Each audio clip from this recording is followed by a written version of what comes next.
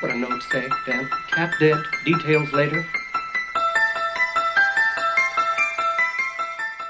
Hello, everyone, and welcome back to Kill the Cast, or welcome us back to Kill the Cast, whichever you prefer. It's been a little bit since we've all three been here. Yes, that's right. I am joined by the ever-quotable Jay. Who doesn't have a quote? Who does not have a goddamn quote for that ass. And the Silent Hill biker himself, Kenneth. What's going on? Who also does not have a quote, but he never has a quote. He never has a quote. That's fine. That's how he's going. So, it's been a while since we've all three been here. We had some life changes. I moved into an apartment. Jay transferred jobs. Kenneth did nothing. Saved my cat's life. He did save his cat's life, but that was like just this past weekend. Did you use green fluid to do so? Oh, unfortunately, no. I used Jerry's money. Yeah. Oh, okay then. Perfect. Yeah. That's the only way to save your cat is to get money from me. Little known fact. Mm-hmm. I don't put it in a green liquid though. Yeah, because that just kind of, it just segues right into what I've been doing this week. And that's it. Cat got really sick. Had to take the cat to the vet. Called Jerry with an emergency because I didn't have enough money. And Jerry loaned me the money and it saved my cat's life. Hooray! Jerry's a hero. Yeah. How is Fatty flowers doing? or something? Yeah. I'm beginning to wonder if I'm going to have to take him back. Because, he's still not going regularly like he should. Maybe it takes a little bit for all the medicine to kick in because he's on stool softeners and all that now. Yeah, well, they got a follow-up visit for him this week, so I'm gonna talk to him, and then, man, I can't get him to drink water for nothing. Yeah. Unless I physically put it in a syringe and put it down his throat, which I do every time he takes his medicine. So. Fair enough. Well, so we're all gonna hope that Fatty comes out of this and gets to pooping regularly again. Jay, what have you been up to? Just like you said, changing jobs. Got some other life changes happening. Just been pretty busy with life stuff in general, so I'm glad that we're all back together for a show again. Don't you got a trip coming up soon? I do have a trip coming up soon. I'm going to be going to California to go to E3. Right. Nice. Yeah, so hopefully he'll see some cool stuff there, and even though it's not horror-related, we'll probably bring it up on whatever the next episode is. There might be some horror-related video game announcements I can report on. That's true. Maybe we'll hear something about that Death Stranding game. Ooh. I don't think that's horror-related. That's just crazy assword shit from the mind of the guy that did Metal Gear. Okay, well, what about Bloodstained Ritual of the Night? Maybe we'll hear something good about that. Ooh. I'm a big fan. Yeah. I kickstarted that bitch. So, and what I've been doing, I moved into an apartment, and I have been on a couple of different podcasts. I guest appeared on Slice and Dice Dreadcast, which is a sideshow of Death by Podcast. And I joined them to talk about two 80s slasher movies of Maniac and Slaughterhouse, I think was the other one. Slaughterhouse was terrible. Maniac is great. So that's what you need to know about that. But check out that episode. It was actually in our feed for Horrorphilia, which was really cool because anytime you do a cross-promotion show, the show will be in both feeds, which I think is really dope. I was also on a NFW podcast show, but that has not released yet. I think it's still got like 2 or 3 weeks before it releases. But I joined them to do a commentary for Shark Attack 3 Megalodon. And it was just a lot of fun. And other than that, Kenneth and I were both on the recent episode of the Skeleton Crew, going over the best of the 90s with Alex and Dan. And you should listen to that because it was one of the funniest podcasts that I've ever been a part of or listened to. We were just all on fire, firing on all cylinders, and me and Dan were just going back and forth the entire time. Yeah, I can honestly say that was a very fun episode because we were ragging on each other the whole time. It Yeah. was so much fun. Plus, you get to find out how Kenneth came to be in possession of the Scepter of Time from Teenage Mutant Ninja Turtles 3. So The actual Scepter of Time? yeah, the actual Kenneth. Are we going back to feudal Japan then? Because that's dope. Okay. So to catch you up, Jay, we were waiting on you to record, and Kenneth showed up with the scepter that he got from a crackhead who used to work on the movie. He stole the scepter while he was getting a blowjob from the crackhead without paying the crackhead the $10 that the crackhead was supposed to get for said blowjob. Because, I mean, this is Kenneth. He be stealing head. That's how life is. Right. And so he showed up with the scepter, and while we were waiting on you to show up, we tried it out. And instead of us sending us back to feudal Japan, it sent us to the dungeon where Dan and Alex were. And we went and did the 90s with them. It was cool. It was fun. I had a blast. Sounds awesome. Yeah. But today we're going back to the 80s.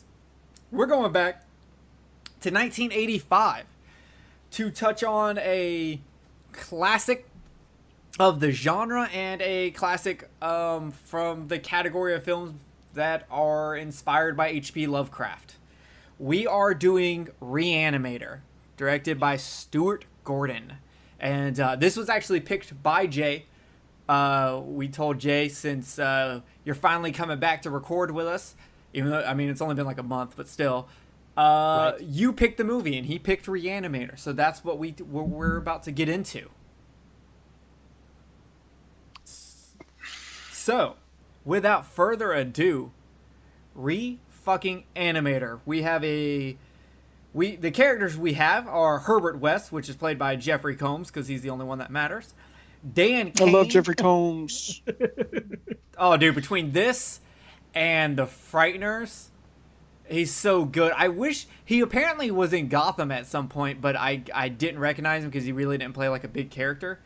But He was an office manager. Yeah, he was an office manager. But he's That's also it. done the voice of the Scarecrow in a couple of Batman things. So I thought that was pretty cool. He does the voice for Brainiac in Injustice 2. Yeah, see? Brainiac, which is perfect with this character. We also have the main actual character of Dan Kane, his fiancee Megan Hazley, her father, the Dean, Alan Hazley, and we have Dr. Carl Hill. Those are the characters we are going to be talking about. Halsey. Halsey. Is it Halsey? It's not Hazley, it's Halsey? Mhm. I don't know why I put Hazley. Maybe it auto-corrected and I just accepted it. And then, we're not going to do a walkthrough of this movie, but I will talk about the beginning of this movie, because I really do like the very beginning of this movie. Dude, the opening of this movie is awesome. It sets you up for exactly what you're going to be experiencing. Like, it doesn't waste any time just getting right into it. I agree. And this movie does not waste any time, period. Like, there That's is true. no downtime in this movie. It is constant go, go, go, go. And that will actually play into some things I'm going to say, especially about the character of Dan. So, this intro, we have a nurse bringing two policemen in because there's some screaming going on behind a locked door. They show up, they open the door, and it is Herbert West and Dr. the bad guy from Die Hard. And the bad guy. Gruber. Yeah, Hans Gruber. the bad guy from Die Hard 3 years before he was in Die Hard. It's Dr. Hans Gruber, and he is dead. And we basically sit there and watch as his fucking eyes explode, and Yeah, we find do. out that he used too much of his reagent. Now, we then go into the intro and credits, which is them doing a remix of the Psycho theme. Oh, thank God for somebody saying that, because the whole time I'm like, this sounds Oh just yeah, like fucking Psycho. The main theme of this movie is the theme from Alfred Hitchcock's Psycho. It changed very slightly. It's not even a big change. But it is 100% the Psycho theme.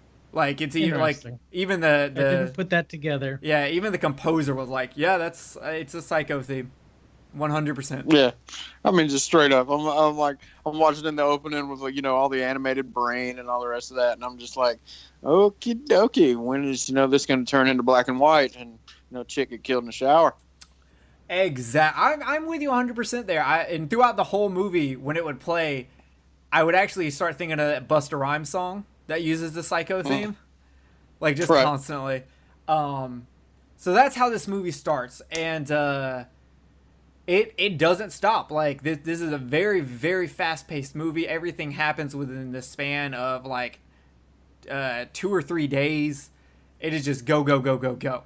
So I've got the movie on the TV. Did you notice that when dude puts up the address for the room for rent that it's 666 Darkmoor? No, I did. That's awesome. Yeah, you know what I did notice though? Noticed that. You know what I did notice though, and this is kind of jumping around a little bit, but later when the dude wheels him into the room, pretending he's a corpse, he leaves the toe tag on when he puts his sock on. Oh yeah. That's not. There's no way that's comfortable.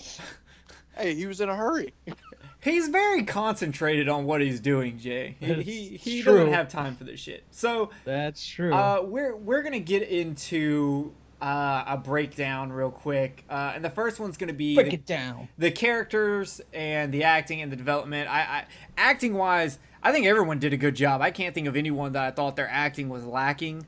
There was spots with the acting that reminded me of like classical acting from like like the 50s and stuff like that, or even earlier than that. Like Humphrey Bogart and all those. That's kind of what it reminded me of classical theater acting. Yes, I agree with you. I do feel like there is definitely some universal classic monster inspiration when it comes to the acting in this movie. Especially Dan. His is really Dan and the chick Meg. Their dynamic really says old school horror to me. Yeah, and with this, it's going to lead me into my first issue with this movie. Dan. Dan seems to be this like really well-to-do guy. He's very nice. He's very pleasant. He's very He's very good at what he does. He's a rising star. He seems to be like the all-around generic good guy. Do y'all agree with that? Yes. To an extent. Okay. Until shit hits the fan. But here's the thing. I just don't see him going along with Wes's plan. Like, you see your dead cat reanimated twice, but the second time when you actually get to see it happen in front of you, all of a sudden you're like, I'm on board, I'm gonna go tell the dean, and then the dean's like, what the fuck? Fuck you. He's actually really harsh on him, but I brought into how fast this movie is, and that's one of the things I want to bring up right now. West kind of just moves everything really fast and pushes people to do what he wants to do by just not giving them a second to breathe. Even when he moves into the house, he's like, here's the fucking money, I'm here. I live here now. And then like when they find the dead cat, get out of my room. Trying to like stall everything and move everyone out. And throughout this whole movie, you have him doing that. He uses that to get what he wants.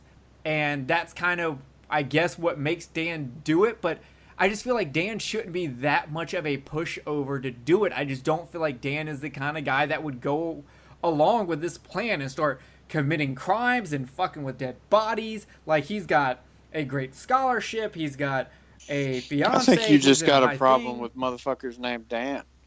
I do have a problem with people named Dan. Dan Chase, go fuck yourself. That's why The Frighteners is the best movie over Scream. What? You would have... Never mind. Don't worry. Yeah. Don't worry about it. Just continue what you were saying, Jay. I don't even know what I was saying. But like, look at, so he's a doctor. He's a medical student. Whatever. He sees a thing come back to life. Obviously, he's interested. Like, wouldn't you be interested in that? And then afterwards, he's like, well, maybe other doctors would be interested in this. And then after shit hits the fan is when he starts committing crimes. I agree with Jay. Because at this current moment, dude, I'm not a doctor. I'm very far from. But if I saw a motherfucker bring a dead thing back to life, I'm totally down. Well, Let's do this. Here's the thing. You talk about when shit hits the fan, does he start committing crimes? When do you exactly call when shit hits the fan? Because he starts committing crimes as soon as the dean's like, I'm pulling your funding. Right. He essentially just kicked him out of school and told him he's not allowed to be with the person he wants to marry. So he's pissed. And at this point, he ruined his life. Get as much done. Yeah, he's got to get as much done as he can until he can fucking, until all of his shit runs out. Because at this current moment, not everybody knows that he's pretty much, not going to be able to pay to go to school. But at the same time, I think, and I could be wrong about this, but I think in that meeting with him and the dean, I don't think the dean said that he was losing it then. I think he said he was losing it if he did something, or if they found out that he was committing a crime. No. That's different. He does lose his scholarship, his money.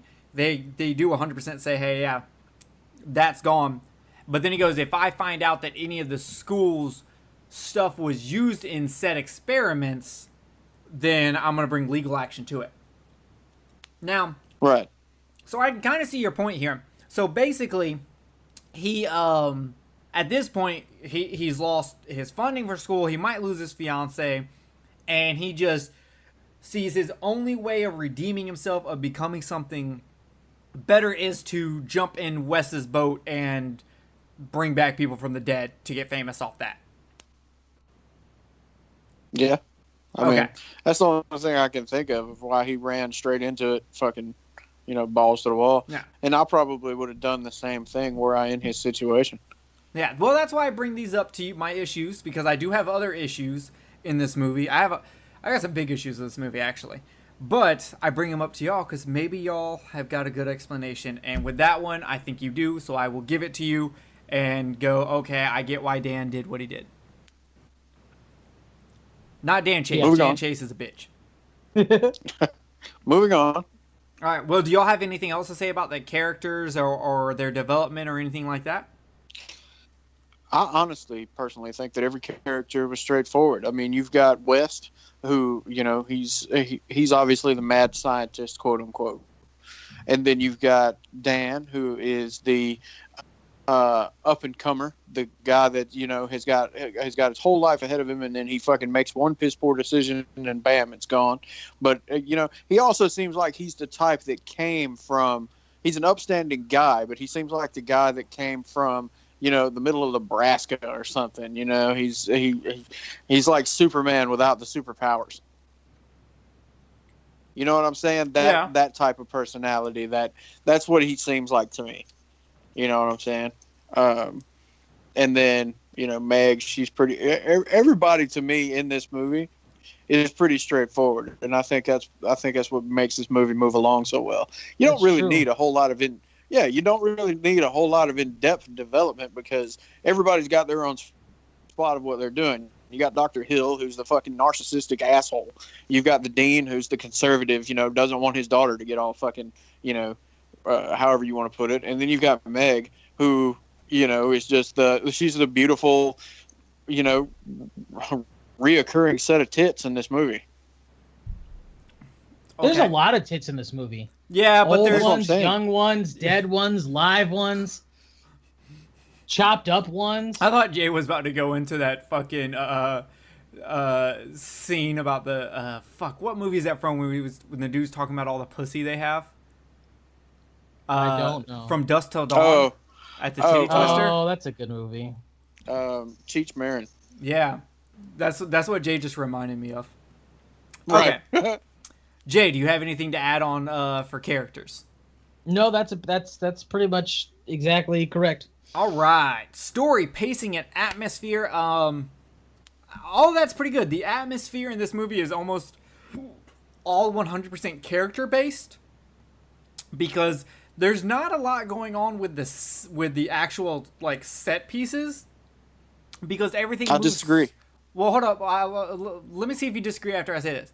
Because everything moves so fast and you actually don't get to see that much into these set pieces, they really don't add to the atmosphere to me, but the characters bring up the atmosphere, because each one's character, like Kenneth said, is so straightforward. You know exactly what they're doing, and the atmosphere to me is all based off of them. When you're feeling creeped out, it's because you're looking at something from Meg's perspective and how she's uncomfortable with everything as this continues to go.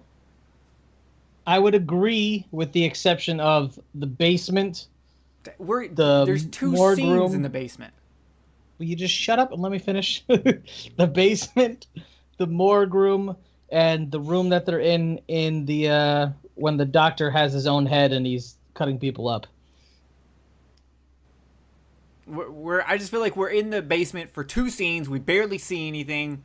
There's nothing of note in that basement. But one of the scenes is very long, and it just, the lighting inside of it, you know, how the makeshift lavatory inside of it, that all adds to the atmosphere of the movie. It doesn't even look like even though it's makeshift, it doesn't look like a laboratory. It looks like he has a table in the middle of the room, and that's it, in a magnifying glass.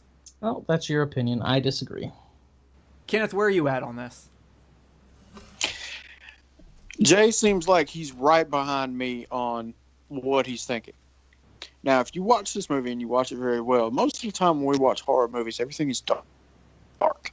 Everything is dark. Everything is kind of gloomy, or it's kind of got like the gray look to it or whatever to try to give it that creepy ambiance. This movie doesn't have that. This movie has a lot of the directional lighting, and it's very, very bright. And to me, this entire movie, in every single spot where it's at, reminds me of the inside of an ER, a surgery room. The whole goddamn movie reminds me of that. Not just the parts where they're in by the morgue, the outside of the morgue freezer, but the whole damn movie. When he's in the basement, it's very directionally lit. When they're upstairs, like right now, I'm watching the scene right now where the girl and dude is in the living room. It's very directionally lit. Everything. It reminds me of exactly those bright ass fucking lights that are shining down on you right before you're about to have surgery. The whole damn thing. Yeah. And to me, I think that just adds to it. It adds to that weird mad scientist in the hospital kind of deal that's going on in this movie. The whole damn thing. I think it's awesome.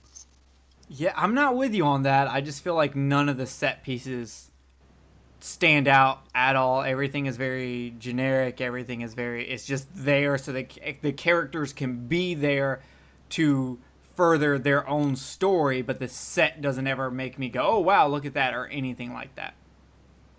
Yeah, to me the whole thing reminds me of that. It reminds me of that lab look. Yeah. Everything. Well, even the inside of the house.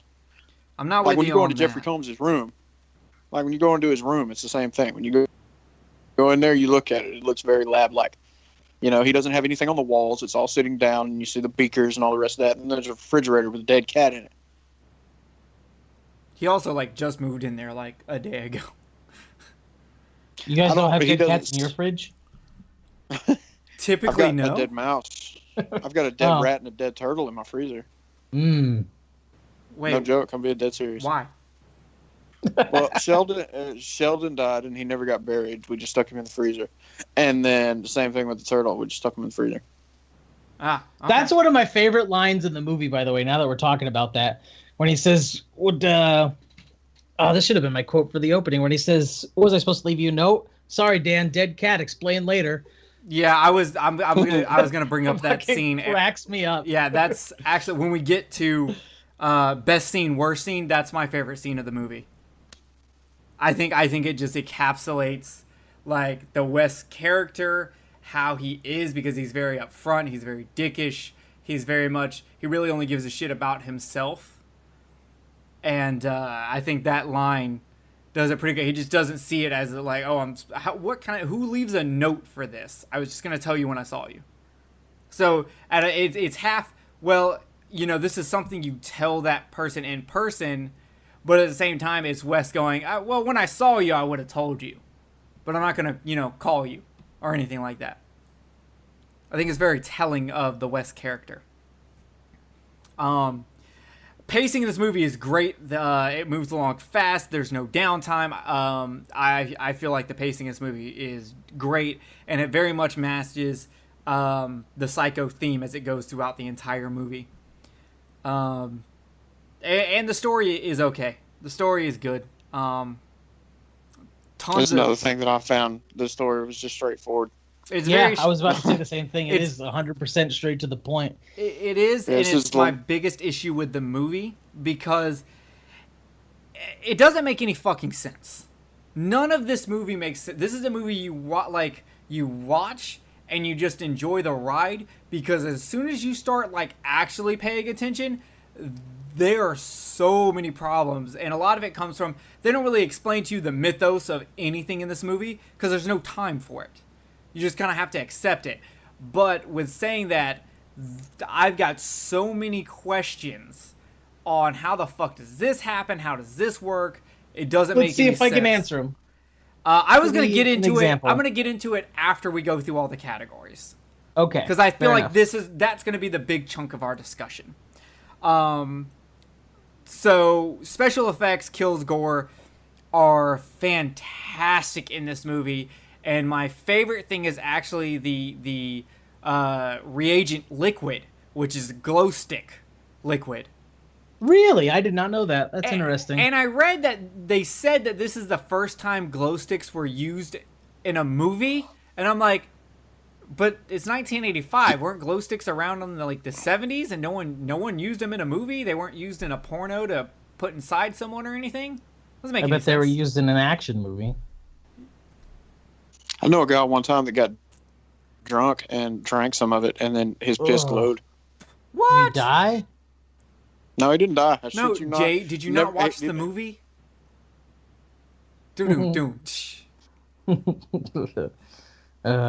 You're funny. I'm sorry, Kenneth. Go ahead. Pissing green. No shit. Straight up. Drank that shit when he was drunk, pissed out, and it glowed. Well, that makes sense, but I would have thought it would have made him super sick. Mm-mm. Wow. Maybe he was just way too drunk to get sick. I don't know. But I think it would have been more amusing for him. Right? It may have been. I don't know. I think it would have been more amusing to watch him puke it up, though. Oh, my God. That'd be some glowy puke. That would be the shit, man. Is it toxic? I wonder if that stuff is... No, you know what? Since that stuff's mostly for kids, I bet it's not toxic. Or at least it's not now. No, it's... I don't know, man. Let's see. Is glow stick liquid toxic? Specifically, exact chemicals inside a glow stick may differ based on the color of the light emitted. Ingestion of a mouthful of liquid from a glow stick is considered to be minimally toxic, causing only minor mouth or throat irritation. There you go. See, there you go. You can just throw it up. It'll be fine. It'll look really cool. Kenneth, get on that. My favorite of the special effects in this was actually the big fucker that they animated first, the full human that they animated first, the bruising on his back from the rigor mortis. That was my favorite. My favorite attention to detail. Fair enough. I really, really liked that. Yeah, don't get me wrong. The rest of the special effects in this movie were fucking superb, but that was my favorite. Yeah, I will say they did a good job of paying attention to how rigor mortis looks. They didn't pay attention to how rigor mortis works, but they paid attention to how it looks. So there's that. I mean, that's good. But the liquid fixes that. We don't fully know that. That's one of the problems. We have no fucking clue what this liquid does. You can assume. You can assume, but you know what they say about assuming. But see, the way I look at it is if you have a situation where, in whatever case, a body wouldn't be able to move, and then is ejected with a liquid and out moves, we can just assume that the liquid is taking care of that, instead of thinking of it as a missed story part, or a plot hole, rather. I'll get into all that later, because I have to bounce around with 3 or 4 different things when it comes to that. But yes, the special effects were really, really good. I thought they did a good job of having the head separated from the body, even though the body did look really fucking goofy as it tromped around. I really enjoyed the way the body looked. But did it not remind you of it was really good. It did it not remind you of some old school like this is one of the things that reminded me of a Universal Monster Classic movie, because it seemed so just campy and funny. And I loved it. It made me smile. I don't think it was bad. I think it was really good, but it just was kind of goofy to me. It reminded me of our classic our classic style, what everybody knows that Frankenstein's monster moved around like. And the moment that I thought that is when the headless body, had the medical head on the top, and it opened the door when the dean brought his daughter in, and it come walking back, and it's walking all rigid with its hands out and open and shit. Yeah, that's when it reminded me of it the most. Yeah, that's straight up copied from the Bela Lugosi Frankenstein, when Frankenstein monsters lost his sight, so he walked around with his arms hanging out. Right. Jay, what was some of your favorite special effects in this movie? The head, when he's carrying around his own head. I fucking love that. That's the first. I remember the first time I saw it, whatever the correct grammar is. I was just so impressed, and it was so entertaining for multiple reasons, most of which you guys have just said. But yeah, I absolutely love the dude carrying around his own head. Yeah, I like the bone saw through the body. I thought that was really good, and even that was good too. Yeah, the whole thing was good. Yeah, the special effects in this movie are fantastic. That is one thing that would get like an almost perfect 10 out of 10 for me. The special effects were really good. I don't think they went overboard. Like, I don't think they tried to do like an effect that they really couldn't have done. Like Alien, when they did the fucking android head on the table. Like, they didn't try to go for effect that they just did not have the ability to do. By 1985, they could do an effect like that. And I think one of the strengths, the two biggest strengths of this movie, is that they kept their special effects realistic to their goals, and that makes for a much more solid movie. And a lot of times those special effects play into a comedy that's perfect. Like when not Frank, I wanted to say Frank West. Who the fuck is Frank West? Why do I know that? Dead Rising. Oh, okay, yeah, there you go, Capcom. But like when Herbert West grabs Dr. Hill's head and is trying to get it to stand up in the tray, and then he takes that fucking sharp pointy thing that he's putting notes on, like he stole it from a restaurant, and he's set the head on that. Fucking hilarious. Oh yeah. This was it definitely rides that line of dark comedy. Yes. But I think it's one of its strong points. Because, like we talked about earlier with him talking about that note, that the comedic timing of that line is hilarious. Or when, right after they bring the dean back to life, and the cop shows, and the security guard shows up and everything, and you've got Dan laying on the floor, like, basically losing his mind, and Wes comes over there and puts the, like, blanket over him. Like, he cares, and he's like, look, I've got a tape recorder. It's fucking hilarious. Did y'all not find any of that as funny as I did? I did. It was very funny. It's not as funny when you tell it. That's actually probably 100% true. No, there's a lot of stuff that made me laugh, and a lot of it is very funny. Whether or not it's meant to be funny or not, I'm not sure what the director's I think it was goal intentionally was, supposed but to be it funny. was definitely makes me chuckle quite a bit. It was intentionally funny. I mean, like even like when the dude rips off the chick's clothes, the dad zombie rips off his daughter's clothes, and the guy's like rubbing his hands together, and the look he has on his face when he's about to play with her titties, it's just like absolutely hilarious. Like, funny.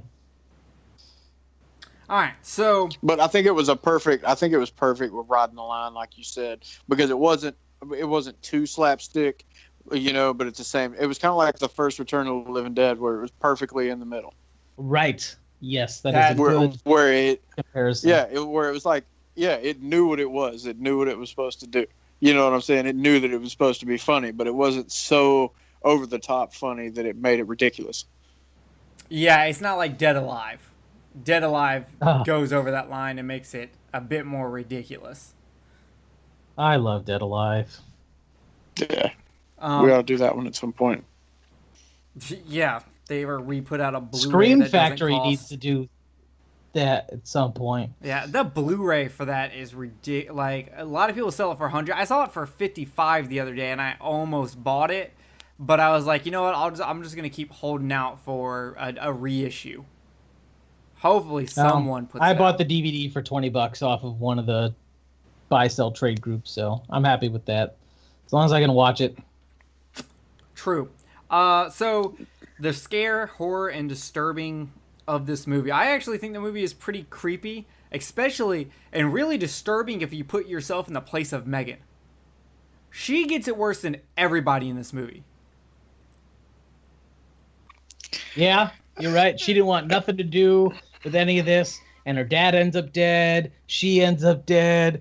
It's molested by her father and headless doctor teacher guy. Doctor. Yeah, I can't imagine. I can't imagine what it would be like. Whatever to be he was. He sitting was there their teacher, but he was also a doctor. waiting to get, get molested by a head. I can't imagine what that would be like. It was that one, that one particular scene where it's just like, she's fixing to get head from a head. Yeah. Isn't that great? So I'm like, yeah, I was like, I'm just That's looking at something it. I would come up with. It's probably why I appreciate Right, the movie. But that's something else that I can appreciate about it is how often she was naked in this movie, which was great. Yeah, wonderful, wonderful rack. Just wonderful. Yeah, amazing. And you gotta have that in these older movies. You got to have it because, like I said, I just watched right before we started this. I was watching Bride of Re-Animator, and Bride of Re-Animator has nowhere near the amount of tits that the first one had, and it's kind of sad. But then again, that one came out in 1990, so it's like, okay, with the 90s came less nudity. Lame. Yeah, I guess that's kind of true. By the 90s, we started cutting back on the nudity. But either way, I mean it's like, I know what you did last summer. You never get to see Jennifer Love Hewitt's tits. Yeah, It's but PG-13 all, movie, isn't it? all those movies I don't know. that are in the vein of Scream, like where you start having a much better cast that can act, everyone's so pretty, you get no nudity with those. Yeah, it's fucking lame. No, it's rated lame. R. You're right. No tits though. Yeah. And that's the reason why we see a lot of those actresses that were in those 90s movies, their careers didn't go anywhere. I mean, what do we see Neve Campbell in these days? Okay, yeah, they had a good run through the 90s and up till the late 2000s, but I mean, yeah, we haven't really what do you see Jennifer Love Hewitt in now? What, the Ghost Whisperer? She's in Criminal Minds. I see her in my She's been in closet Criminal Minds sometimes. Yeah, Criminal Minds is a good show though. Yeah, Criminal Minds is a great show, but she ain't nowhere near in the same comparison as the first two chicks that were her predecessors in that. That's true. Especially Prentice. Prentice was the greatest dark-haired chick in that show. Yo, Jennifer like Love her. Hewitt was super hot and Can't Hardly Wait. Yeah, there you go. Like, I'm just thinking back to that movie. She was... Isn't that the one where her cousin tries to make out with her? Yes. Yeah. That's a good movie. This is why I brought it up. I spent more time focused on Ethan Embry in that movie. He's a cutie. Wait, there's Jennifer Love Hewitt's there with all that cleavage, and you're checking out the dude? Yeah. Okay, I no, never, that when it really checks comes out. down to it, So where's Kenneth, and what have you done with him? hey man, when it really Are comes you going down to point to at it, us I've and never scream been in a minute? Maybe. I've never been that huge a fan of Jennifer Love Hewitt anyway. Yeah, but you talk about everyone's tits. And so it's Ethan Embry's got great tits. Did you not watch The Devil's Candy? Not yet. No. Neither one of y'all watched that? No, I tried to watch Blackcoat's Daughter the other day, and I got halfway through it and turned it off. Did it suck? Or could you just not focus? I was bored as shit. I assume it's going to be one of those movies that you'll love because it was giving me House of the Devil vibes, where I'm like, some shit needs to happen. Cool. But it does have Raiden from Mortal Kombat 2 in it, so That's Dexter's dad. yeah. Anytime he's in it, it's Detective Gordon's uncle in Gotham. But yeah, anytime he's in a movie, I'm like, oh hell yeah, I love it. I love his voice. But yeah, I'm gonna try to go back and rewatch the movie and see, or try to make it through the entire movie this time. I'm gonna start all the way over and try to make it through. I was so bored. Why are we talking about this? I don't know. We've gotten way off track. We did. Well, welcome to Kill the Cast. Yeah, so the idea of this movie is very interesting, and it does lead to very, very disturbing possibilities. Very, very creepy through all on out. I think it does a good job of that. It's not scary, but it is creepy and disturbing. I agree. It's definitely creepy. It's one of those things where it's like if I didn't interject myself in it and I was just watching it for the fun ride, it wouldn't be creepy or anything to me. I have to interject myself in it to make it creepy. I have to think about, like I said a few minutes ago, where I'm like, okay, what can I try to imagine what it would be like to get head from a severed head? You're that right. Would be fucked I'd up. be down with that. I think I need to interject myself into her, actually. Yeah, that would be amazing. I actually looked her up on Google. She is naked in a lot of stuff. Woohoo! She was in. She was the older lady in. Was it We Are Still Here? Or They Are Still Here? Jay, you know which one I'm talking about? No. Oh, I've got it on my Voodoo. Hang on. It came out recently. It came out recently where the burned people are ghosts, or the ghost of people that burned to death in the house. We are still located in Burger King. We Are Still Here. Yeah, that's what it's called. Yeah, that one. She was in that, and I didn't realize it. And she's in Your Next too. I didn't realize that either. Oh, she's in Your Next? Yeah, she plays Aubrey. Hey, the director of Your Next is just got signed on to do the Godzilla vs. King Kong movie. He's the director of it. Oh, nice. So they're pulling between that and getting the guy who did Krampus to do Godzilla 2 King of the Monsters. They're pulling from the horror world to get their directors. Apparently that director is also doing, I would guess anyway, an American remake of I Saw the Devil.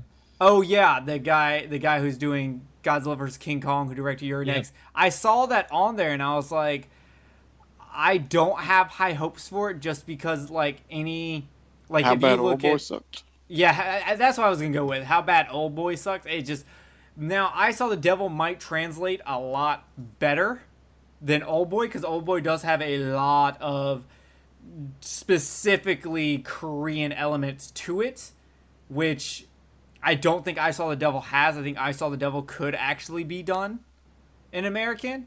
I just still don't have hopes for it because, anytime we... Well, I like him as a director. The Guest was really good. Did you guys see The Guest? No, I haven't seen The Guest. I thought I did. It's not horror. It's more thriller, but it's really good. Yeah, I thought I had seen it, and then I realized that what I had saw was The Perfect Host. That's a different movie. Yeah, it has a different title and everything. I was shocked. Yeah, but that's the thing that I'm noticing a lot about nowadays, man. They're really starting to get into the mode of giving up and coming directors a shot. Yeah, you know what I'm saying? Like you look at Fede Alvarez, man. That dude came out of nowhere. Yeah, he had done a short, and that's it. And now he's blowing up. Yeah, I mean, exactly. And they're really starting to do that for people, man. They're really starting to give them, and it's not like it was in the '80s where they're pulling people that did cool stuff and they're putting them on low budget movies. They're pulling these people out and giving them big budget shit. That's true.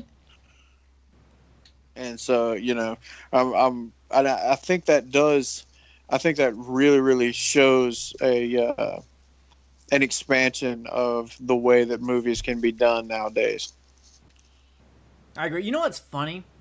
I was thinking about this the other day because I was watching a documentary on Roger Corman. How many people start in horror? Like, that seems to be the genre that will boost you. Like, that's your easiest place to start and to move up from. Well, think about it this way. If you can make a well-received horror movie in this day and age, you can do almost every other genre. It's so hard to make a good, well-received, like overall between horror fans and mainstream fans and anybody else who might be going to see a horror movie. It's so hard to make one that's well-received between all those groups that something like an action movie that everyone already automatically likes is easy. I wouldn't say everyone automatically likes, but I see your point. What I was saying is, look at it from this perspective, from the actor's perspective. I mean, think about all the emotions you've got to convey in a horror movie. You know, I mean, it ain't like other movies. You've got to convey fear. You've got to convey straight terror. You know what I mean? You've got to convey, sadness, especially if you're hired on to be somebody that loses somebody else to a killer or a monster or whatever it is. I mean, you've got all the big time emotions that you've got to convey. Don't forget horny. I was specifically talking about the directors with my point, I guess. But yeah, I can see what you guys are talking about with the acting. My point was actors, Right. directors, everyone. That's the reason why I went into actors, is because I knew you were talking about the directors. And so, and then on top of that, you got the happy-go-lucky for the first 15 minutes of the film, because just about every single horror movie starts off that way. The first 15, 20 minutes of the movie is them happy-go-lucky and setting up the absolutely terrible shit. So, that's the reason why I personally think that a lot of times starting off in horror is the best way to go. Yep. I agree. I'm with you. I love you. Touch me. Wait. Wrong thing. So yeah, we need to get back into this movie. Best scene. What movie are we talking about again? Repossessed? Re-Animator. I love it when she pulls down her dress and her tits fall out. Oh wait, sorry. All right. Best and worst scene. Jay, we're gonna start with you. What's your favorite scene of this movie? It's the doctor holding his head and just him doing everything that he's doing while he has the fake plastic head on his body and his real head sitting in the surgical tin with the pool of blood, and it's just fucking hilarious to me. Fair enough. Now, do you have a worse scene? Not really. I mean, I can't really think of anything that I didn't like. I have to actually say that I was with you. I ended up choosing the fighting with the cat scene as the worst. But even then, like, I'm just picking something because I don't really feel like there's any bad scenes in this movie. Kenneth, do you have anything for worst scene? Not really. I think everything was actually pretty damn good in this. Yeah, I got nothing. All right, but what's your favorite scene? The chick at the end of it, naked on the table. I thought that was my favorite scene. I love it when a father rips his college-age daughter's clothes off. That was always my dad's dream. Sever head comes down and starts to lick on her. To me, that was the best scene. I mean, it conveyed everything that this movie was trying to convey. It conveyed terror. It conveyed fucking humor. It conveyed just absolute sickness and disgust. I mean, the whole thing. That's the reason why I was at the climax of the movie, because it had everything in it. Yeah, that's true. My favorite scene was the cat dead details later one, but I also do want to give a shout out to the scene where Dr. Hill shows up and confronts Wes about everything that's been going on, and he's talking about how he's going to steal his formula, and he's going to do everything that he wants him to do, and then Wes kills him with a fucking shovel, and then puts his head on a spike inside that tin. I think that scene from beginning to end is fantastic. It definitely is. All right. So with that said, it's time to get into the big thing. Plot holes and stupid shit, and this is where I have way too much to say. Okay. This movie is really bad when it comes to consistency of the region agents, the whole science part of this movie has no consistency.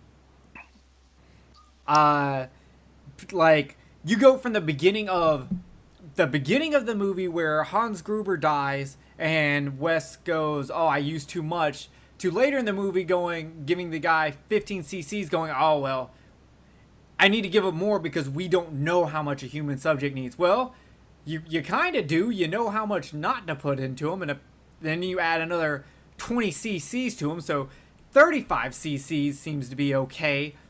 So apparently you put like 50 cc's into the first guy, and that made his eyes explode, in which that doesn't happen to anyone else. No one, they have some blood come out of their mouth, but that's it, which I don't know how it just warmed up the blood that was supposed to have been like pulled to the bottom of the body and dried up with rigor mortis and hardening. Yet it's liquid now coming out of their fucking mouth. Well, that's one of the biggest things that I have an issue with movies, like any kind of zombie movie or whatever else, is when the blood comes out of whatever this reanimated thing is and it's completely red. You know, that just, scientifically, that just makes absolutely no sense. It'd be black and gooey and oozy if it came out at all.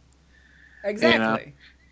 You know? Yeah, I completely agree with you that. I mean, if we're going to go into realism like that, well, you know, that's the same reason why a fast zombie does not make sense. Yeah, well, it's like I said, okay, I think this movie is a great movie if you just sit down and enjoy the ride, and you just have a huge suspension of belief here.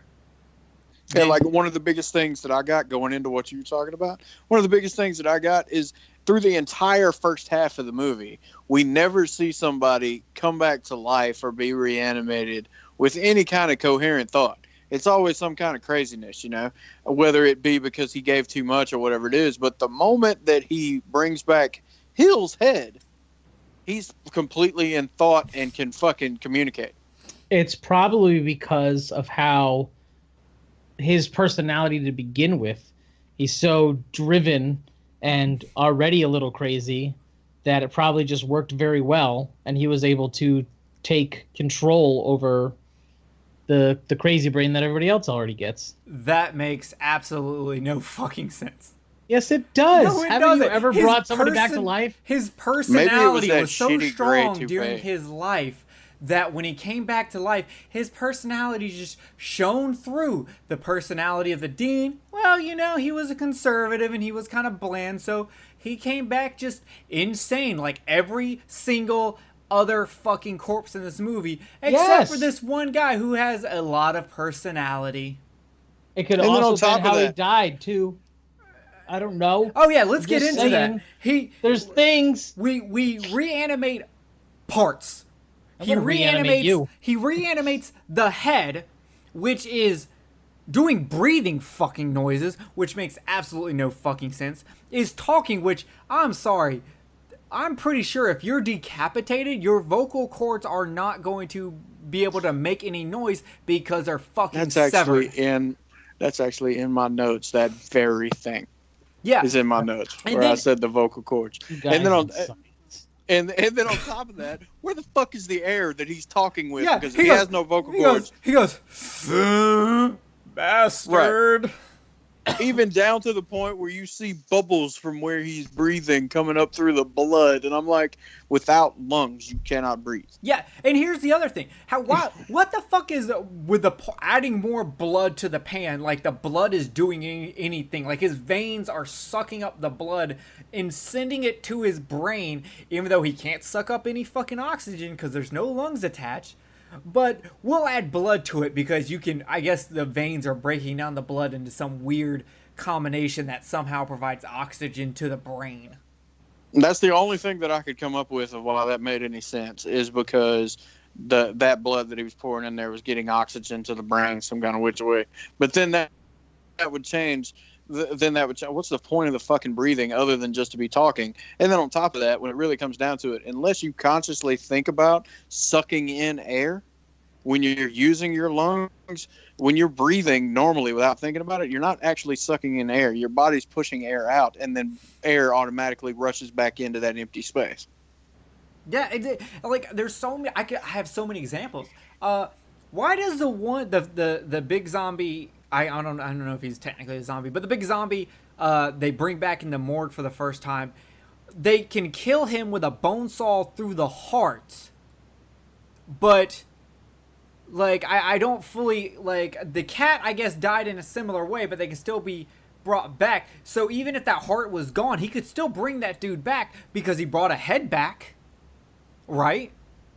Yeah, I mean, and that's another thing. I mean, if you really think about it, but, you know, you've got this agent that's in there reanimating this body. It's like, okay, at that point, how could you kill the body again? Wouldn't it just keep going? Exactly. Like, or does the fluid run out? I guess we don't see it long enough to see. Like, instead of, I think it would have been cooler if instead of them pouring blood into the head, he would have made his body inject him with more of the shit of the green stuff to keep him going. That would make more sense than. Well, see, there was actually a pan. scene where that happened. I agree about that.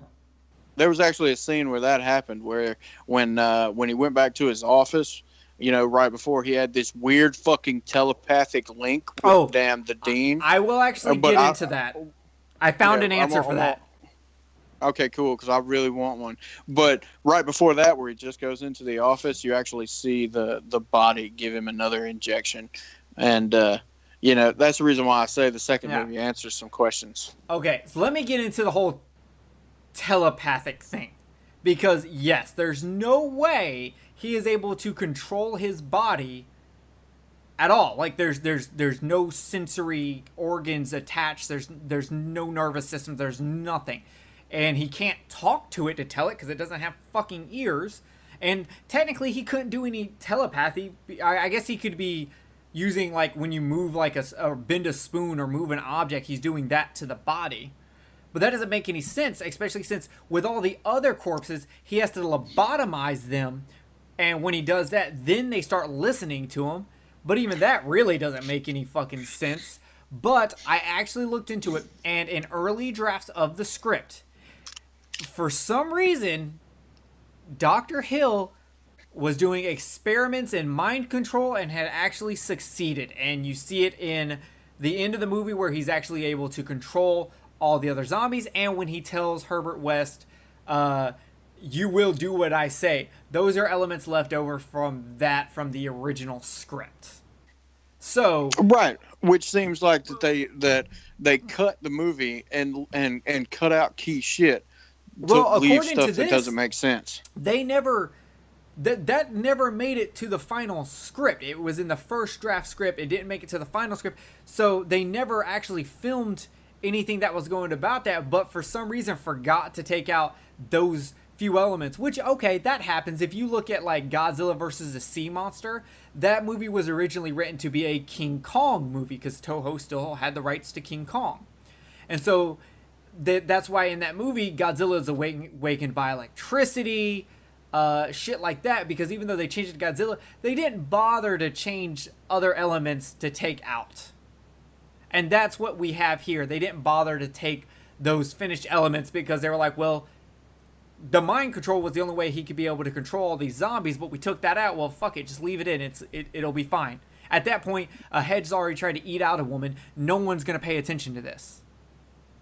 Yeah, right. And so, you know, there was just all these things, man. That was the biggest one that got me about it, is the telepathic shit. Because I'm like, especially when he goes into his office and he's looking at, you know, the dean through the fucking, you know, one-way glass window, or the mirror, and he just says its name and it gets up and walks over there. I'm just like, what the fuck, man?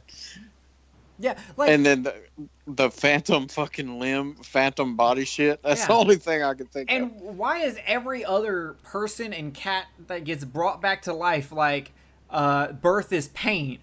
Herbert West says that, but when Dr. Hill comes back to life, apparently, according to Jay, his personality is so strong he doesn't actually have to go through that pain.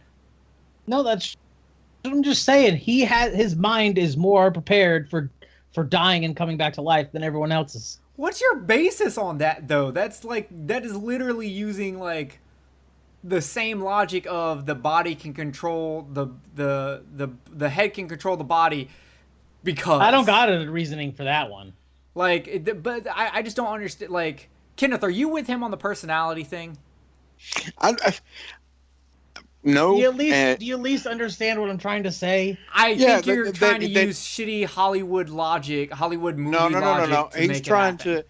he's not trying to use shitty Hollywood logic. He's thinking to himself, okay, this dude has a greater mental capacity than others. But the reason why I disagree with that is because the majority of the things in the movie that he's famous for, he stole from other people. He did get called a plagiarist in Europe, and that's very big. Right, and so he's already stole stuff. We know that he's trying to steal the serum from Herbert. He's trying to steal the serum from him. The other stuff that he's known for, and then the other thing is that the brain only works for 6 to 12 minutes after. That is the only thing that I can come up with of why he would be so conscious where everybody else isn't, because he literally got, stabbed in the back of the head within those first 6 minutes, where his consciousness is completely there. So did Dean. So did the Dean. He got brought back within that same time frame, and it didn't work for him. Right, but the Dean, I don't know. I'm having a very hard time articulating what I'm trying to say. Because the Dean would be maybe not as smart as him, but fuck, he's the Dean of a fucking hospital university. Like, you don't get that by sucking dick. Yeah, and then going back to what Jay was saying, I mean, it's like, okay, he might have had a greater mental capacity, yeah, but you're also taking a guy that believes that there's no life after death. And so when you look at it like that, what you said earlier about a guy that's more prepared for, mentally for coming back to life or whatever else, he wouldn't be, because he expects that there's no life after death. 6 minutes after 6 to 12 minutes after your body stops, your brain stops, and that's it. But he saw it before. He saw it before they. Oh wait, he saw. You know what? Something just popped into my head, and you can correct me if I'm wrong. Can I pop into your head? Sure. Yeah. But so Herbert shows him. Pop my head into you. Herbert shows him the serum working. And then there's kind of a time lapse, and he says, let's see how it works with my changes. Well, then he tries it on something, and then Herbert kills him. No. Where did you pull this scene from? The scene... I'm pretty sure. Hill is talking about how he's going to steal all of it, how amazing it is, and West is backing up to grab the shovel. And then he hits him over the fucking head, but they don't try anything. It's literally they put this is cat flesh, and they put a little bit of West was already in there putting serum on the cat flesh. Yeah, and the only thing the doctor says is, let's see how my serum works. Oh, my doctor. Okay, see, there we go. Dr. He's Hill saying my said that. serum as in I'm taking it now. Yeah, right. Not my serum as in I've made change. Okay, see, that's what happened. Same thing. I just changed the meaning. That's why we do this. We figure we're gonna figure this all out. So I mean, to me, it just absolutely makes no sense of why this man has his personality and his conscious thought, and nobody else does. Yeah, it makes no sense to me. And here's the thing: drive to do the act. He wanted to rape the dean's daughter so bad that he regained consciousness. In fact, when he's watching his body touch her boobs, he even thinks he can feel it. And I'm just sitting there going, well, if the body fucks the girl, does he feel it in his mind, or is it just like him watching porn? No, he feels it. Trust me. That's what I'm saying, man. I mean, whoa! Why do you say trust me? Like you've been beheaded and watched your body fuck the daughter of your boss, I guess would be the proper term here. Let's just say I'm into some kinky shit. Okay. Fun. Kenneth, what were you saying? The psychic link that he has, man, it makes no sense whatsoever. It makes no sense. I mean, and it's not even just for the ride of the movie. It just makes no sense. Yeah. I mean, like him being able to feel what's going on with his body. That makes absolutely no sense. The only way that you can feel what's going on with your body is if your spinal cord is intact. And it's not. I mean, there's no way other than some kind of weird mental phantom limb syndrome, like I said earlier. Yeah. Otherwise, it's not. Otherwise, it just will not happen. Yeah, but even then, it wouldn't be him telepathically communicating with his body. It would be more like him bending spoons or picking up objects, where he just is mentally making this body basically move like manipulating his body. Yeah, like a manipulating his body like a marionette. Yeah, that's the only thing that would work. I mean, because even like I understand like the lobotomizing all of the corpses he reanimated, because obviously that actually does for some reason take away the aggressiveness they have. I guess it's something. I guess that he had watched Waterboy. He had knew that the Aduma Obligata is what controls that, despite what Mama said. and so he used that with this. And I get the lobotomizing them to make them less aggressive, but that does not explain how they just all of a sudden are a well-organized army fucking at his disposal and control. Well, you see, what he did was he implanted a little bit of his own brain. No, I'm just making shit up now. Okay, now, Kenneth, I have a question for you, because you watched Bride of Re-Animator. Mm-hmm. All these problems that we're talking about, did they solve any of these problems, or is it just another along-for-the-ride movie? You don't have to go into detail, but they talk about, in Bride of Re-Animator, they talk about why the serum does some of the things that it does, as in, not bringing somebody back completely to their consciousness a little bit. He changes the serum and adds a couple of things to it in the second one, so it makes it a little bit more like Frankenstein, kind of. I mean, you got to watch it, man. I mean, because there are questions that do get answered, but very few. It's more of like a ripoff of the Bride of Frankenstein, pretty much. But there is a couple of things that do get answered. Interesting. But it's mainly about the makeup of the serum more than anything else. Well, okay, yeah, but that's my biggest issue. If you just sit back and watch this movie, it's a fun ride. But if you start thinking about it, it gets headache-inducing trying to figure out, like, the mythology. Because it's not the same, like, they don't give you any mythology, so that's part of the problem. But it's not like He Never Died, where I can go, they gave you part of the mythology and then made up their own, so when you have to go research it, you find out how fucking wrong it is. It's different. They just didn't give you the mythology. They didn't give you anything to go on, so you just have to start questioning shit, and it's not like you can go research and find out where they're wrong. And I was hoping that maybe in Bride and the third movie, maybe they, because I've never seen Bride or the third movie, I'd only seen this movie. Well, Bride came out in 1990, and then Beyond Re-Animator came out in like 2003. Yeah, and you know why they call it Beyond Re-Animator? No. Because it goes beyond H.P. Lovecraft's story. Because, like, part of this movie is based off a part of an H.P. Lovecraft story, and then the Bride of Re-Animator is based off that same story, just a different part. And then Beyond goes beyond. They're not using any of the Lovecraft stuff anymore, so they called it Beyond Re-Animator. Well, fucking if I'm not mistaken, the story itself, H.P. Lovecraft ripped off of Mary Shelley anyway. Probably. I don't know. I haven't read the story. I've never read anything H.P. Lovecraft, though I have been noticing that I really like movies based off H.P. Lovecraft stuff. Yeah, like, if I'm not mistaken, that's what it was. He wanted to make and I think I may be getting this confused with the people that made this movie, but if I'm not mistaken, H.P. Lovecraft got the inspiration for Herbert West's original story from Mary Shelley. He just wanted to make something that was a little bit more kind of comedic. Yeah. Well, he did a good job. Well, I've never read the story this is based on, but I really do like the Lovecraft wrote because the Re-Animator is a short story by Lovecraft.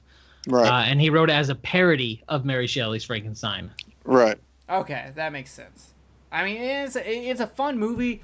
I will watch this movie again. I might even upgrade to like that special edition Blu-ray that's out. Just because I do like the movie. I do enjoy watching it. I just have to kind of turn off my brain a little bit and stop questioning how any of this fucking works with actual science, and that's hard because the movie is kind of based off science. Like, it's a very scientific kind of thing. You know, it's not like it's voodoo or magic or any shit like that where I can just turn off my brain completely by just going, oh yeah, it's fucking voodoo and magic. Who gives a shit how it works? As long as they're consistent with their rules, then I'm cool with it. But this isn't consistent. It's like, the end of this movie made me really think about Pet Sematary, how it's very like Pet Sematary, and how in Pet Sematary 2, it throws away all the fucking rules established by the first Pet Sematary. And that's what kind of makes a lot of people not like Pet Sematary 2. And I like Pet Sematary 2 because they bring their stepdad back to life and the shit he does for him. Yeah, I mean, I like Pet Sematary 2. I think it's a fun movie, but they throw away all the fucking rules. But it's one of those movies that I can just watch to enjoy. I don't... Right. Fair enough. I agree with you on this one, too.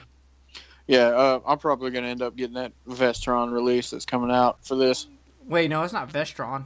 It's, Yes, it is. Vestron's not putting out Re-Animator. It's fucking Arrow. Is it Arrow? I'm looking up right now, but I'm pretty positive it's Arrow. Because Vestron can only put out things owned by Lionsgate. It is Arrow. Bam. It's coming out July the 25th, right? Yep. Yeah, suck it. Either way, I'm going to get it. Yeah, I think I might actually upgrade it. I'm in debates right now because I'm talking to someone. I might be buying a region-free Blu-ray player finally. And once I do That'd be that, cool. it'll open up the world to me. Ooh, Disc 2 has a guide to Lovecraftian cinema. Brand new featurette looking at the many various cinematic incarnations of writer H.P. Lovecraft's work. I will be definitely down to watch that, especially because I never put together how things like this. John Carpenter's The Thing was very Lovecraftian. I just watched a movie that Kenneth recommended on the 90s show called In the Mouth of Madness, which is also by John Carpenter. And that movie was fantastic. I can't wait to watch that movie again. Holy shit. Jay, I watched The Void recently.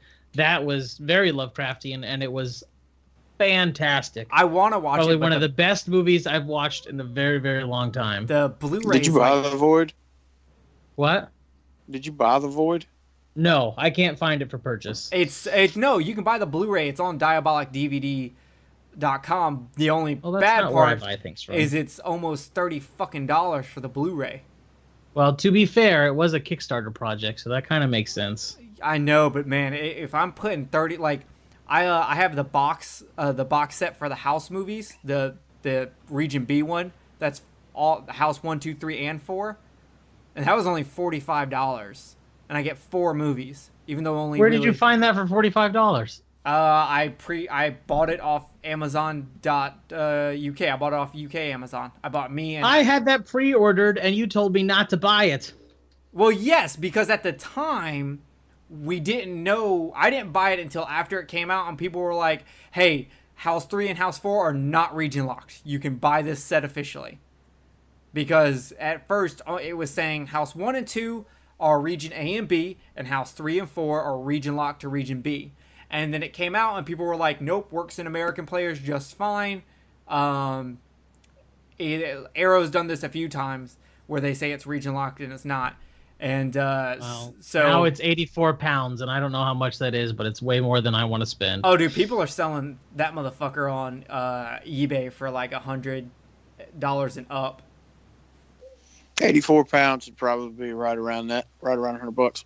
Yep, never mind. Oh, you know what I did though? While we're talking about buying stuff, I don't know if it'll happen or not, but Amazon had the entire Tales from the Crypt series listed for $20. Yeah, for pre-order. That new box that's coming out. I will be interested if they honor that. I pre-ordered it. We'll see. It's an official listing because it says it's sold by Amazon. However, it listed as only one disc.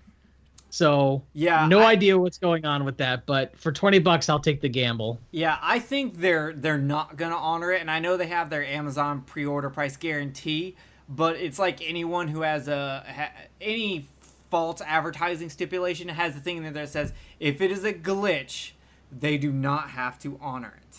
Oh, I know, but we'll see what happens. I know you know, but then like you saw the same post that I did and saw these people talking, if they don't honor it, I'm gonna blah blah, like flipping out over it, and I'm just like, Jesus Christ, guys, if you actually had a business, you would probably understand a little bit better how this works.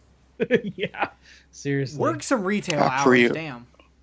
I pre-ordered the Teen Wolf Shout Factory and the Warlock 1 through 3 special edition that's coming out. I haven't pre-ordered anything yet, but I did get in a couple of Vestrons. I got my first couple of Vestron titles. I got $25. Yeah, I got Return of the Living Dead 3.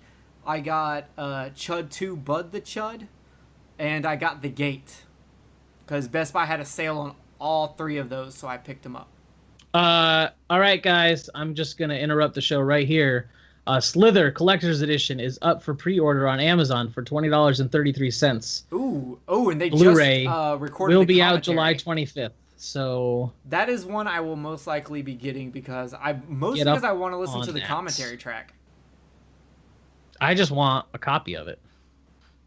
That also, man. Oh, guys, future episode idea right here. I'm throwing it out live. A top 5 or top 10 list. Horror movies that need a fucking Blu-ray release. God, that'd take me all day. Man, that shit would not take me long at all. I could rattle them off right now, but I don't want to do that because I think it would be a fun segment to add to a show. So that's something we might have to do. But before we forget, like Kenneth and I and Watson forgot to rate Last House on the Left and had to come back the next day to do it, let's rate 1 through 5 Netflix ratings for Re-Animator. Jay, you picked. What do you say? It's a 4, solid 4 out of 5 for me. I can overlook all the plot holes that I now understand exist that I didn't understand before. Thanks for ruining my enjoyment of the movie. But yeah, no, seriously, yeah, 4 out of 5. It's just the plot behind it and the special effects are just worth that rating alone. Just the insanity of the movie. Fair enough. Kenneth, where are you at? 4.5. Wait, did you say 4.5? Mm-hmm. Okay. Because I'm right in between. I really, really liked it, and I absolutely loved it. I'm in between liking and loving it. Yeah. Yeah, like right now, I mean, how can you pass up? Like right now, I'm watching a dude getting assaulted by somebody's guts. How can you not? Yeah. I mean, it's amazing. True. We didn't even go into how that works. It's just not even... Okay. Just my magic. rating is I had it at a 3 out of 5, but honestly, I'm gonna go to a 3.5 because you know what? I will watch this movie again. It's really entertaining. I just have to turn off my brain during certain segments, and I probably will buy the new Blu-ray when it comes out. So 3.5 for me, 4 for Jay, 4.5 for Kenneth. That is our rating for Re-Animator. If you haven't seen it, it's on Shudder. If you have Amazon Prime and using your Shudder thing. But good news, everyone. If you didn't see JP of 22 Shots go at it with Shudder to get them to bring it to PS4 and Xbox One, it looks like we will be getting that.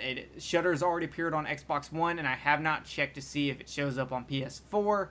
And hopefully we will be getting that. And if you're wondering why that's better than just doing it through Amazon, because there are actual movies that are on the Shudder website that are not available on the Amazon channel Shudder.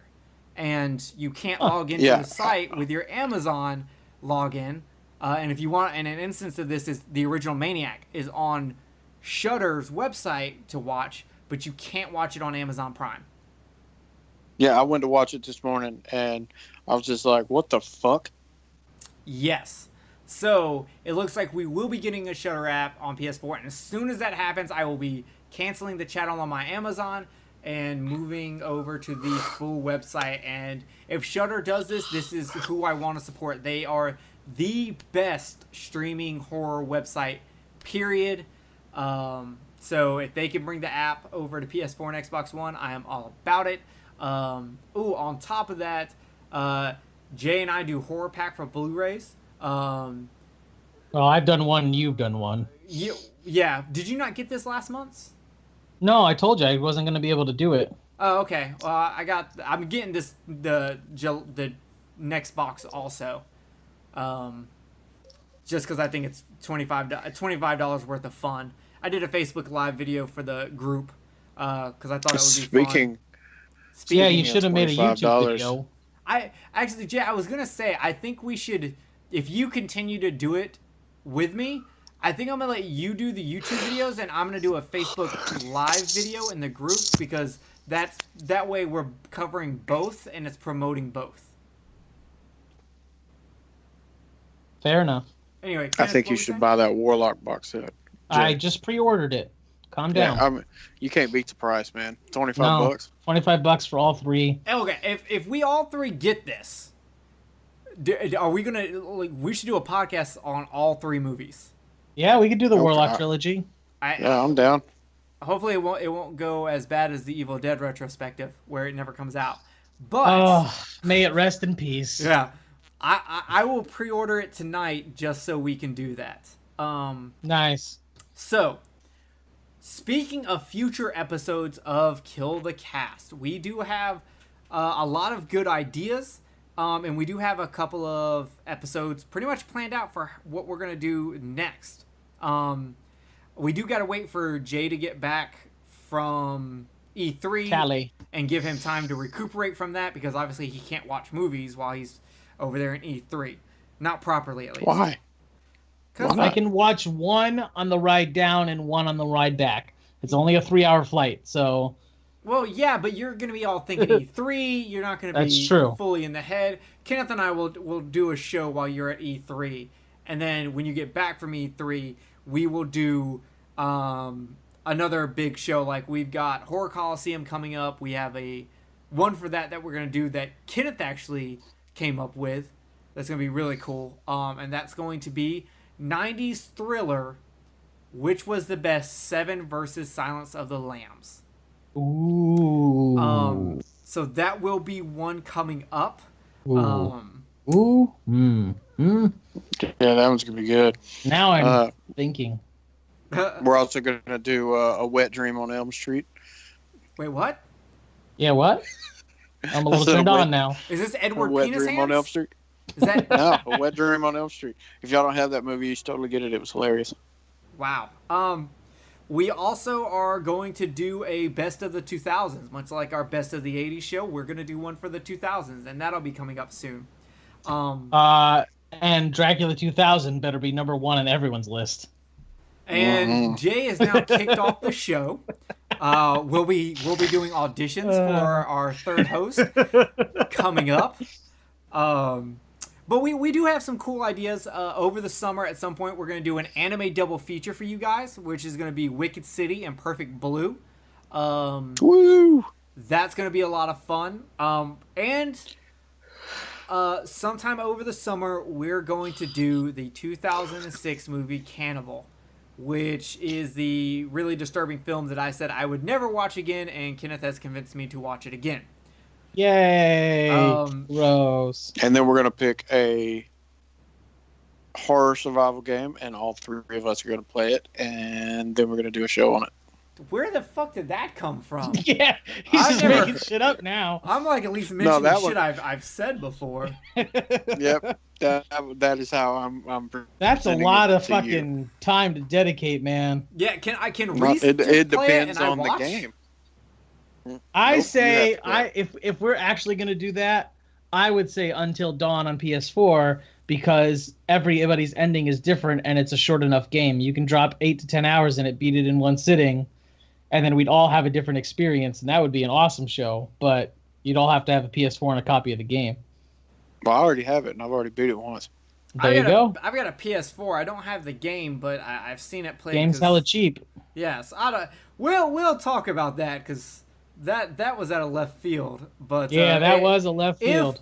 If you people want it, we'll do it. We'll figure out some way to do it. It might be a bonus show or something. Do Silent Hill 2. Silent Hill 2. Oh, I'd have to go back and play it though. That game takes forever.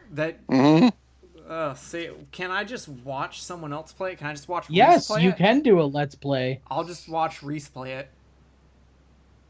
That seems like the better idea for Can me. I watch Reese play it too? Can Reese be naked while she plays it? I was gonna say she actually only plays Silent Hill games topless. It's perfect. It would be very distracting for you. You would be on the podcast like, yeah, and then the nurse with the nipple rings was I really don't know what the fuck happened. Titties. I was looking at root beer colored nipples. I don't know what the fuck was going on. Now you're just teasing me. Yeah, pretty much. I love Mexican food. Yeah, they're pierced now. I'm gonna come over. I'm coming for a visit when you guys play Silent Hill. We'll do a live show. Oh, that's what we'll do. Let's just like have a very expensive show where y'all just come. Both of y'all fly to my house for a weekend. I'm not flying. I'll drive. Well, shut the fuck up, Kenneth. Yeah, but it would be worth it. You know what I'm saying? I've always said we need to put a parental advisory thing on our fucking cards. If you're watching a podcast about horror movies and you need to explain that it's not for children, then you don't deserve to be listening to podcasts. And you probably don't deserve to. When we take it one step children. further and do a video with nudity in it, you know. I will take off my pants and record an episode. And no one wants that. So everyone wants that. No, not a single person. Oh, I'm crying now. Well, you probably should. You deserve it. Last thing I want to bring up before we get out of here is since we've joined Horrorphilia, we got a new feed. Hopefully all of y'all have realized that and have rejoined. We got a new iTunes feed. I would really like some iTunes ratings. So, of course, like everyone else, I'm offering rewards. I have a stack of giveaway Blu-rays and DVDs. And pretty good stuff. I'm not talking crap. I've got a DVD of I Spit on Your Grave. I got Blu-rays of like Hellboy and Cloverfield. I got some stuff to give away. That I DVDs, Blu-rays, Funko Pops. You rate it when we get when we get to 10 ratings, we will do a random giveaway. I'm just gonna jack the Exploding Heads way. 10 ratings, we'll do a giveaway for a Blu-ray, a DVD, a Funko Pop, something. So leave us ratings, good, bad, ugly, whatever you want to do. We'll look into you. We'll be inside you. And the more ratings we get, either one or two things will happen. Either the Kenneth cooler will blow me. Either the cooler of the stuff that gets given away, or the quantity of the stuff gets given away. It just depends on what's going on at the time. Because I don't know about you two, but I got some pretty cool shit that I'm willing to give out, depending on how many ratings or reviews we get. Yeah, and we've done 2 giveaways before. We gave away a Blu-ray copy of Ash vs. the Evil Dead Season 1. And we also gave out a mystery box that had a Funko Pop in it, DVDs, Blu-rays, books. We've got stuff to give away. So do that. Let us know what's up. Also, I would love to know what you want to see us do, what movies you want us to review, what guests you would like for us to come on to the show, especially for another like we did with Alex, the last Alex on the Side of the Bone Road. I want to do more of those where we interview other podcasters about their podcast and their lives, because I like background information. That's why I like special features. So, and it's like a special feature podcast. You know who we should interview? Dan Chase. We should enter Dan Chase. Question number 1. Why is Frighteners better than Scream? Question number 2. Why are you a bitch? Question number 3. Why is Cut to the Chase not have me on it yet? Those are 3 Frighteners is better than Scream. Frighteners is Frighteners is better than Scream, but Dan doesn't realize that. Oh, well, then I guess he's never allowed on the show. We should also have Jamie Salmons on our show. That would be amazing. Yeah, we should have Jamie and Brian on the show. Yeah, as I was gonna say, I would like Jamie and Brian on here because we'll smart this shit all up. It'll be like the Last House on the Left show again. Hell, if we had both of them on there, dude, we wouldn't even have to speak. That's true. We could do that. I mean, that'd be the easiest show we ever did. We could just ask a question and let them talk, and we just sit back and enjoy the answers. Yeah, exactly. And I want like Joey Afonte from Slice and Dice Dreadcast and Death by the Podcast. I'd love to get him on here. I would love to have the boys from 22 Shots, JP Shots, and Moods. Fuck Jeremy. Jeremy's not coming on the show. He's a bitch. So fuck him. But Moods, Moods and JP are welcome on here. I love JP. I work with him with the Married with Children podcast. I'd love to have them on here. Oh, by the way, I've got a couple of things that happened. I can't remember whether I said on a podcast that Stranger Things was filmed like a mile away from my house. Because for people out there that don't know, I live in Georgia, which has turned into the new Hollywood. But the closest that I have had anything filmed to where I live is literally on the next street over. They were filming The Walking Dead. Literally on the next street over. Like, they had a power generator sitting on the road in front of my house. That's how close that they were filming in my house. I know. This motherfucker sends me a picture of the Hawkins police truck from Stranger Things. And I've got pictures from from where they were filming out here on the street, because they just built a new road that's going to cut through to Veterans Parkway right here. They built a new road, but they don't have it finished, so it's abandoned right now. So it's perfect for The Walking Dead. You know what I'm saying? And I've actually got pictures of the cars and shit that they had out there.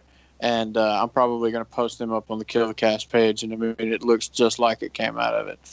Cars that are all rusted up and look like they've been sitting out there for, a few years since the zombie apocalypse started. So it's pretty cool. Yeah. So that's this episode. I'll probably post a picture of that Hawkins County or Hawkins City or whatever it was, because I haven't watched the Stranger Things thing yet, but I'll probably post that picture up too. You should. Stranger Things is amazing. God, I love that show. But that is it for this episode of Kill the Cast. It was a little random, but that is always how we do it, because fuck you. That's why.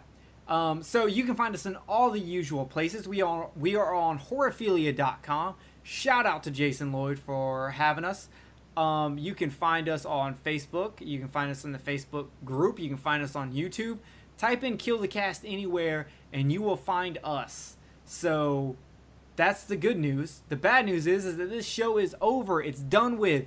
We've got bodies to reanimate and daughters to touch. So thank you for joining us. We love you. We will see you next time as we do whatever we do next. We will let y'all know. Maybe it'll be Carnosaur. I don't know. It won't be Carnosaur. It should be, but it won't. But I love you guys. Jay, you got anything to say? No. Good. No one cares. Kenneth, you got anything to say? I love you guys too. I want to do Carnosaur. I want to see somebody give birth to a dinosaur. Yeah, it's a fever you can't sweat out. Isn't that a song or album? It's an old saying. What, giving birth to a dinosaur? A fever you can't sweat out. It's a Panic at the Disco album. Fever. Yeah. See? Yeah. Told you. Well, I'm telling you about giving birth to dinosaurs. I did once, and the fucker bit my hand. Well, you can't bite the hand that feeds you, unless you are. At least food. it didn't rip out of your belly. Food. Okay, we're done. Goodbye, everyone. Thank you for joining us. We will see you next time on the Horrorphilia Network. You'll never get credit for my discovery. Who's going to believe a talking head? Get a job in a sideshow.